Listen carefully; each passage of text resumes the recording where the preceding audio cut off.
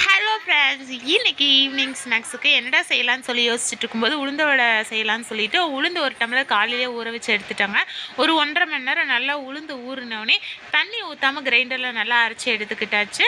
அரைச்சி எடுத்ததில் ஒரு 2 ஸ்பூன் அளவுக்கு அரிசி மாவு, ஒரு 3 பெரிய வெங்காயம், கறிவேப்பிலை, கொத்தமல்லி, சீரகம், குருமிளகு போட்டு உப்பு போட்டு நல்லா கை விட்டு இந்த மாதிரி பிசைஞ்சு எடுத்துக்கோங்க. நல்லா பிசைஞ்சு எடுத்துகிட்டு ஒரு 5 நிமிஷம் ரெஸ்ட்டில் விட்டுருங்க. ரொம்ப கொலன்னு இருக்கக்கூடாது, ரொம்ப கெட்டியாகவும் இருக்கக்கூடாது. இந்த மாதிரி ஓட்டை போட்டால் இருக்கிற அளவுக்கு கரெக்டாக இருக்கணும். இருந்தவுடனே இதே வந்து நல்லா எண்ணெய் சூடு பண்ணிவிட்டு இது நம்ம எந்த ஷேப்பில் வேணுமோ நீங்கள் உருண்டையாக கூட போட்டு எடுத்துக்கலாம். உளுந்த வடை வந்து இந்த மாதிரி போட்டு எடுத்திங்கன்னா சூப்பராக இருந்ததுங்க. மெதுவடை ரொம்ப நீங்கள் ட்ரை பண்ணி பாருங்கள், ரொம்ப சாஃப்டாக இருந்தது. பாருங்கள், எனக்கு 1 டம்ளர் அளவு உளுந்துக்கே வந்து எனக்கு இத்தனை வடை வந்திருக்கு.